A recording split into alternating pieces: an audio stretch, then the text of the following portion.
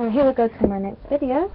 I am making a video on a book review for Series of Unfortunate Events.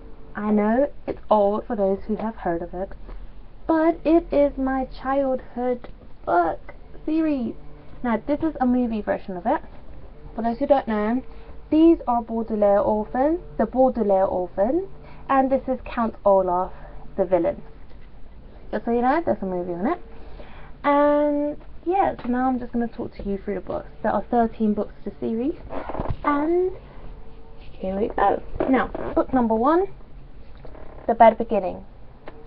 As you can tell, this is the villain. Here we have the 3 kids entering, and in this book, this is where the villain and the kids first meet each other. But towards the end of the book, well, actually not throughout the whole book, you notice that he doesn't actually like the kids. He's just using them because he tries killing the kids in order to get their fortune that their parents left behind, because they are very, very rich. And yeah, and this book's not very thick, but it's really good, and I recommend it for those who like childlike books, because you won't enjoy it much if you're not much of a child guy. Much of a child person if you're quite grown up. That I would recommend it to like school kids, more like. Now the second book is, of course, the orphan kids. They get taken to someone else to look after them, and they go to their uncle, which is called Uncle Monty, and this is the Reptile Room, book number 2. It's not that thick, pretty much similar to the first one.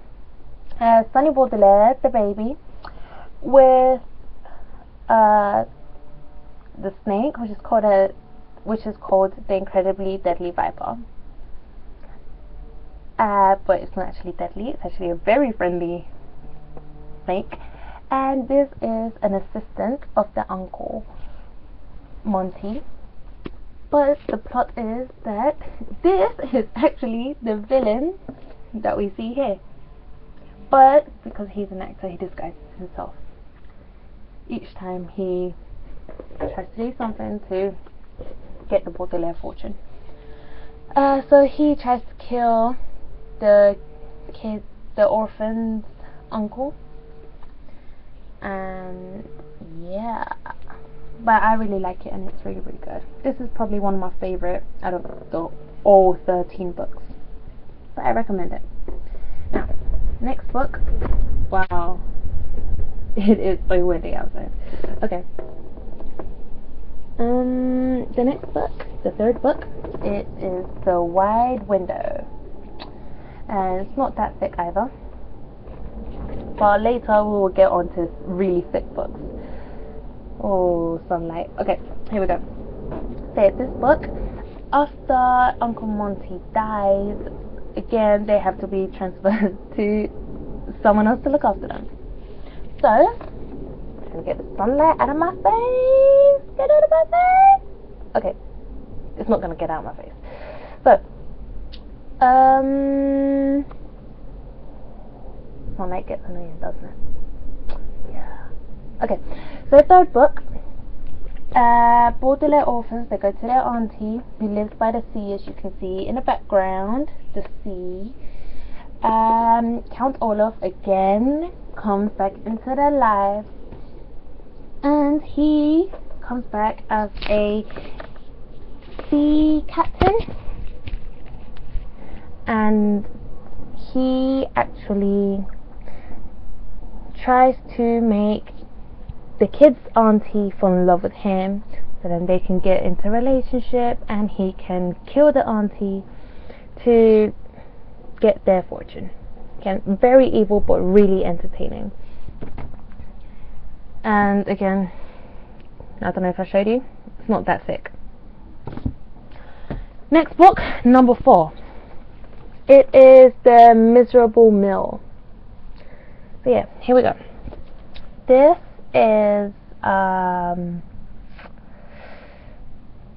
the next place the kids get taken to be looked after, and it is called the Miserable Meal because their kids, they're not actually they're not actually looked after, and it's not even by a family member who looks after them.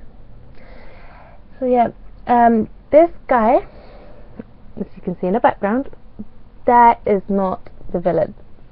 That's just one of their many colleagues, because the kids, no matter the age, including the baby, are all put to work. Otherwise they don't survive.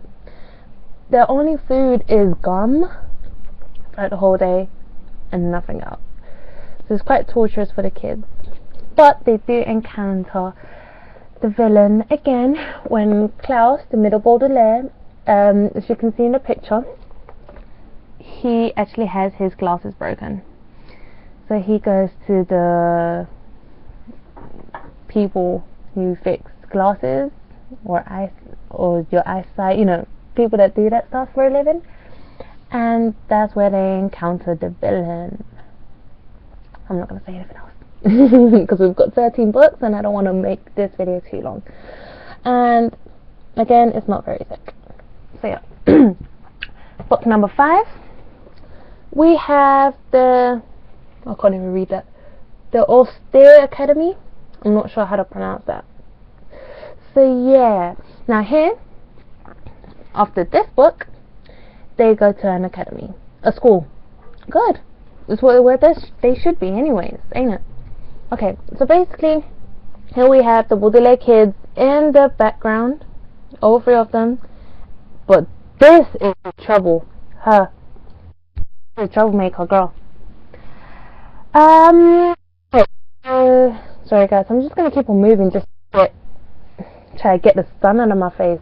I don't think it's much.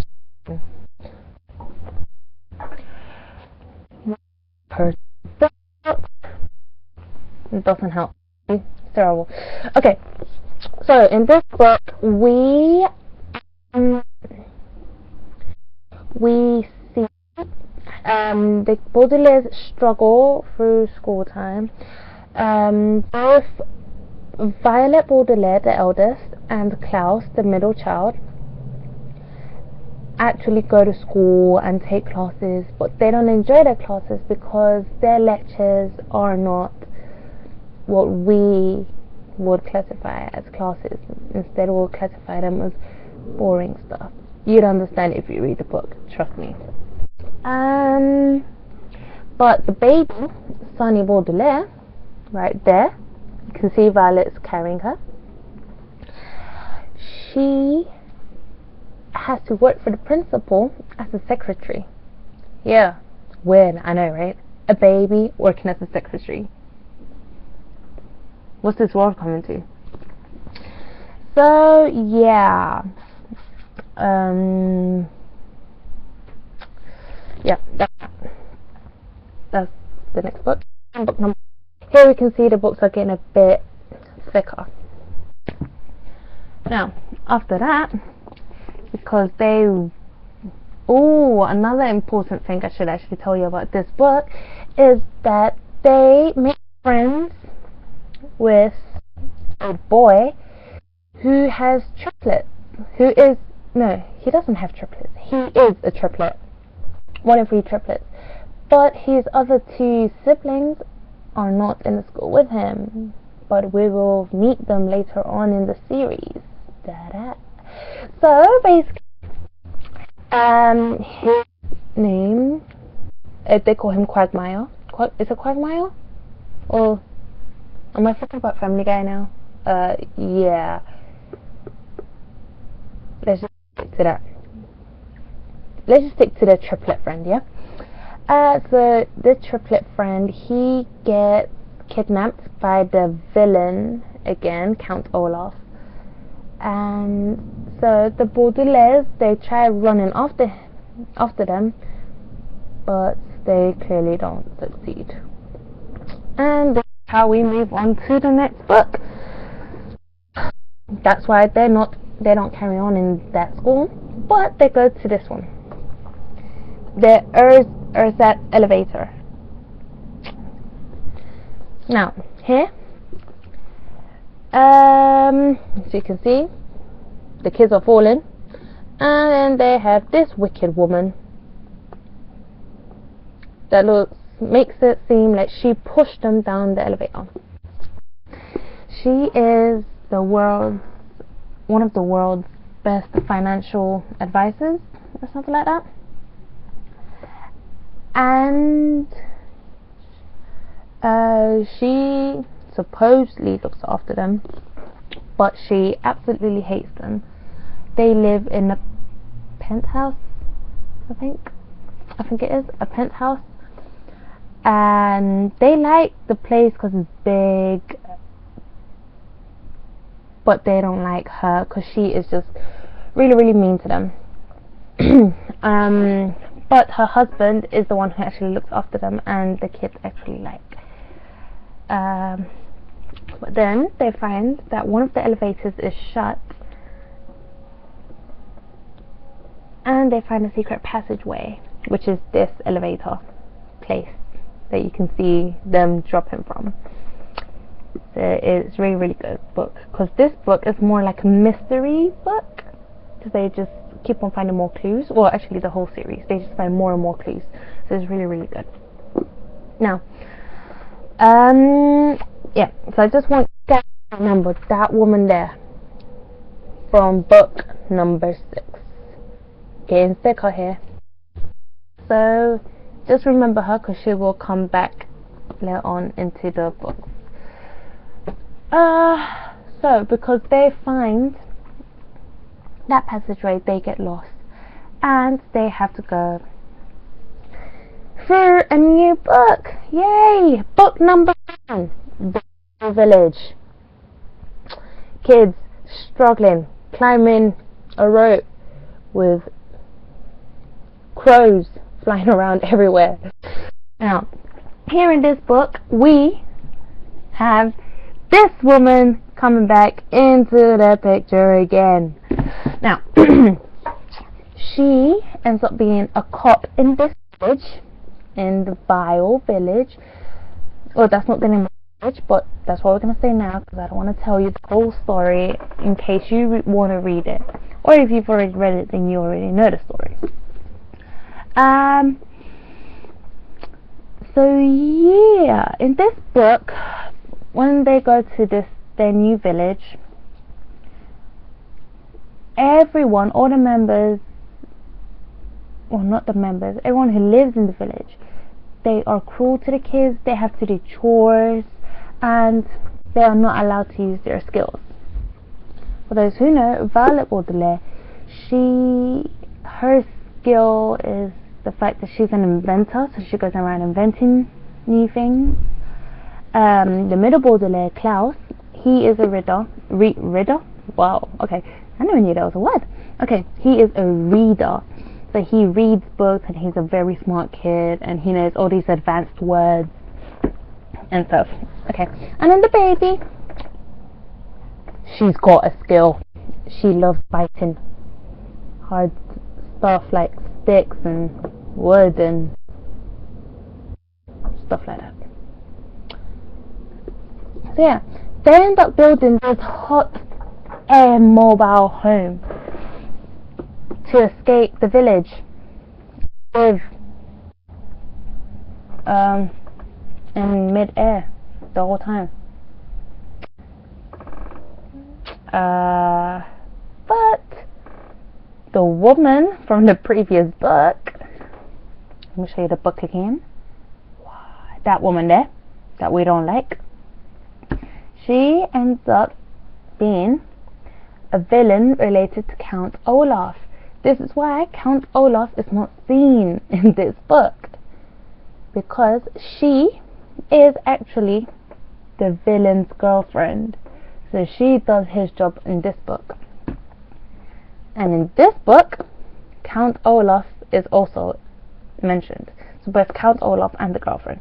The girlfriend is the cop, and the villain, Count Olaf, he frames the kids to a murder.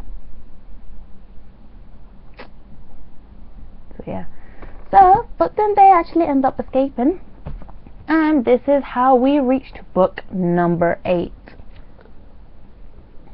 Yep, someone's in a hospital. So they run away, they see a van, and they reach to a hospital. This book is called The Hostile Hospital. And I really, really enjoyed this book because they end up working in the library of the hospital, and they find a file about their home that got burnt in a fire, which is how their parents died. Sad. Yeah. Yeah, so they find out more information about their home, and then this is one page number 9, I think, that is missing, and they go on a quest to find it. But the Baudelaire orphans here, they burn the hospital down. Is it them? No, it's the villains. The villains come across once again, and they burn the whole hospital down, with the kids still inside, but they managed to escape. And the villain, Count Olaf, and along with his girlfriend,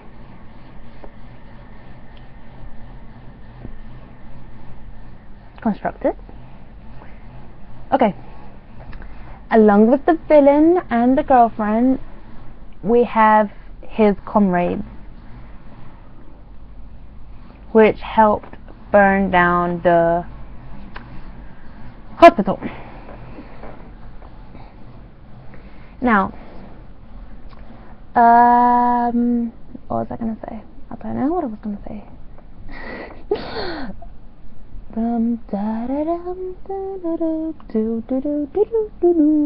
Okay, yeah. So when they managed to escape the hospital with one of Violet's inventions, they sneak into the trunk of Count Olaf's car, and they travel to the Carnivorous Carnival, the next book. So here, like I said, like it says in the title, they travel to a carnival. Okay, what am I doing? I don't know, guys. I seem to be in a happy mood today. I don't know why. I've got no idea. Honestly, I've got no idea why I'm so happy today, but I am. So here we have the next book. Should be closer, shouldn't it? You guys want to see the cover? Wow. Okay, so this book, the kids, they become freaks. They customize, really? They disguise themselves with costumes that I find in Count Olaf's trunk, and they turn themselves to look like freaks so they can be a part of the carnival. And then they start speaking to Madame Lulu, that's her name, Madame Lulu, and they find out that she's actually a very nice person, but she's also a friend of Count Olaf. But yeah.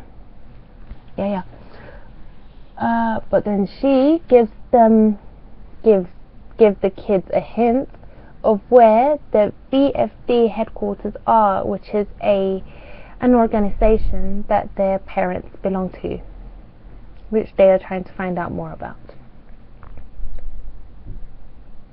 But then they end up escaping with, again, one of Violet's inventions. And this is how we reach to the Slippery Slope. Now, the Slippery Slope, they are still with Count Olaf and his villains. Only, well, at the beginning, they're with the villains. And then they separate. Well, the two eldest kids separate. And then later on in the book, they find their baby sister, and which means they come across the villains again, and whole mumbo jumbo there. Okay, so basically what happens here is that, oh, you can see the dog in the background. Doggy! There's someone outside my room in the corridor somewhere, so he's sniffing out the door or something. Yeah. Anyways, this review is taking long, so I want to try and spit it up for you guys because I don't want you to get too bored. So here we they find the VFD headquarters, but the bad thing is that it's already all burnt down. But they still find some clues, and they go along with the clues to find another VFD headquarters and anything else that they can find.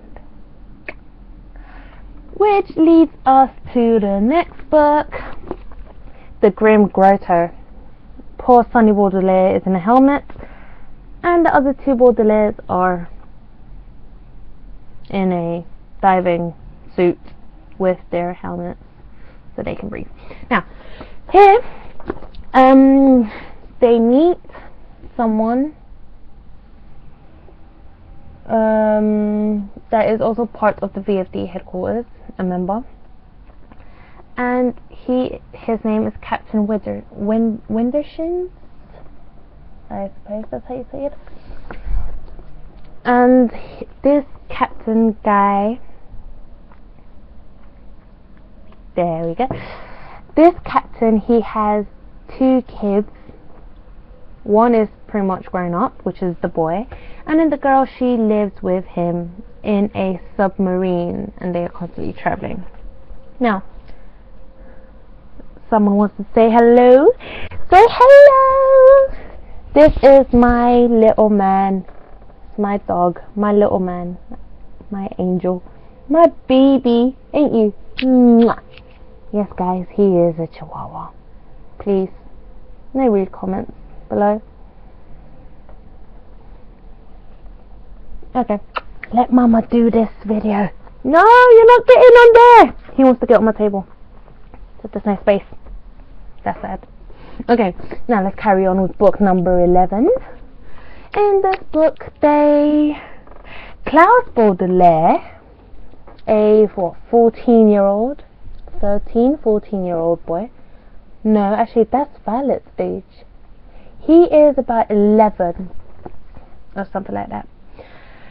And he falls in love with Captain Wintershin's daughter, who is also a very smart girl and is studying, currently at that moment, she is studying about a deadly fungus called the Mycelium something. I forgot what it's called. Just stick with the Mycelium. I forgot the other word. Yeah. So then they go underwater and they find it. And I can't remember what happens after, so I'm just going to leave it as it. And then somehow that Mycelium leads them to book number 12, which I really did enjoy reading. The Penultimate Peril. In this penultimate peril, they become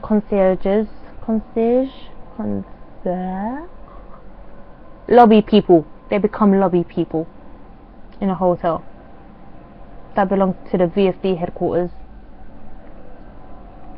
So they meet, is that her? Yeah, they meet that woman. Her name's Kit Snicket, and she and the kids become close, very close. And the kids end up burning down the hotel, which is not a good thing. And they kill her boyfriend by accident, which is basically the owner of the hotel. But the reason it is destroyed is because the villains come across. once again, and then they destroy the whole headquarters, which is really, really bad. Which then, of course, because it is on fire, burning down, they escape to the end. Finally, the last book. Look at that. The last book, very thick. This is the thickest book out of all of them, and it took me forever, like seriously forever, to read. That's because I wasn't bothered to read it, but I finished it last night and I'm proud. So here is the last book. Now here on the last book we have the 3 kids still in their concierge uniforms and a dead person. Ready? Now, in this book, the kids, they end up in an island. This is actually supposed to be Count Olaf, his feet. And when he arrives to that island, he starts saying how he's the king of the island and calls it Olaf Land and so on and so forth. So he tries to take over the island. The kids, they become parts of the members of the people that live in the island because they are welcomed. But then they have this whole story where they don't like the ruler of the island, and then later on in the story they find out why, which I'm not going to tell you because that will be me telling you the whole story in the book. So here what sorry guys, I'm kind of losing myself here. I'm not concentrating. Okay, the dog's happy now. You can probably hear him moving around. He's scratching the carpet by playing the lid and running from one end of the room to the other. But let's finish this because this video is already really, really long. Look at that, 27 minutes into it. Okay, so to finish this off, this book is well, at the end they find Kit Snicket. She arrives at the island and she is in labor, so she ends up giving birth, but she dies. Sad. All the islanders leave the island, so it's just the 3 kids, the villain Count Olaf, and Kit Snicket with her baby. So Count Olaf dies, Kit Snicket gives birth, Kit Snicket dies, and the kids look after the baby. And that's the end. So yeah, guys, for those who have not seen the movie or who have any, this movie only tells the story of the first 3 books. So yeah, was that necessary to mention? No. But yeah, just so you know, the book is only based on the first 3 books, and I love the movie and the books, the series so much that I wish they would do a movie on all the books from the 1st to the 13th, all of them, every single one of them, because it's really enjoyable. I enjoyed it, and yeah, so I enjoyed making this video. This is the end, probably at last for you guys, because it's pretty much half an hour now, and I will be making another review. This, just so you know, this is probably the only big series of book review that I will be doing. Next book I will be reading is called Diary of a Mad Bride by Laura Wolf. If you want, you can check it out before I finish reading it and make the next review. My goal will be to try and finish it before the week ends, which I don't know if it will be possible. Yeah. Anyways, Thank you guys for watching this video, especially if you stuck straight to the end. And I guess I will see you in my next video, which will most probably be another book review. So thank you guys. Like, subscribe. It was probably a bit boring a bit too boring for you to subscribe, but please subscribe.